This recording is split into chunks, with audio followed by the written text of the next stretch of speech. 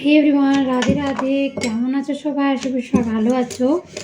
আমি এখন কি করছি বলো তো? আমি এখন করছি রুটি। তো ঠান্ডার টাইমে তো ভাত খাওয়া একদমই পসিবল, একদমই কী বলবো, তাই এখন রুটি বানাচ্ছি। চলো আমার রুটি বানা আজকে তোমাদের সাথে শেয়ার করব। বেলা হয়ে গেছে, তো চলো এবার রুটিটা কী করে আমি বানাই তোমাদেরকে দেখাচ্ছি। রুটিটা সবাই একই রকম বানায়, কিন্তু আমার রুটি বানার স্টাইলটা দেখো। কিন্তু চলো, এখানে রুটি দেখতে পাচ্ছ একদম গোল গোল, এই দেখতে পাচ্ছ, বেশি পোড়াও না বেশি কাঁচাও না। আর রুটি আমার কিন্তু খুব সুন্দর ফলে।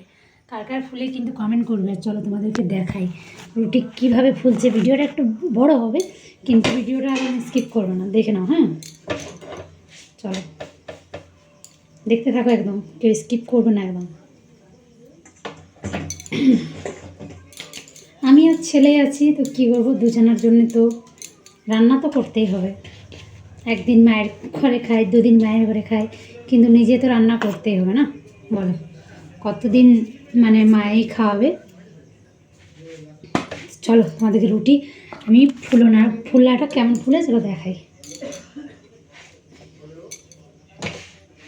রুটি না ফুললে একদমই ভালো লাগে না আমার, বিশেষ করে আমার রুটি খেতে ভালো লাগে না। এই দেখো, দেখতে পাচ্ছ রুটি কেমন ফুলছে?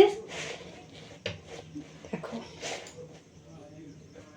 দেখো রুটি কেমন ফুলছে, কমেন্ট করবে কিন্তু। রুটি না ফুললে কিন্তু ভালো লাগে না। দেখো ফুকফুকো একদম ফুলো।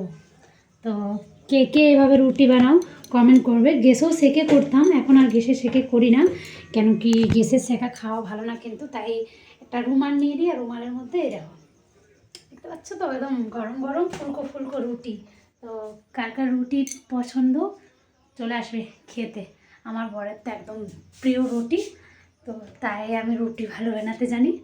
তো কে কে আমার পরে একদম ফুলকো ফুলকো রুটি বানায় কমেন্ট করে। আমার রুটি যে খাই তে নাম করে। দেখে পরে আমার সামনে যদি কেউ বসে থাকে না, রুটি আমি যদি বানাই, তো দেখে আমার রুটি সবাই নাম করে কিন্তু, কি রুটি তুই খুব ভালো বানাস। কিন্তু কী বলবো, ওইটাই ট্রেনার আছে রুটি বানানো, ভালো করে রুটিটা বানাই। তো কেমন লাগলো কিন্তু কমেন্ট করবে, কমেন্ট করে কিন্তু নিশ্চয়ই জানাবে আমার রুটি বানানো কেমন লাগলো। চলো বাবাই।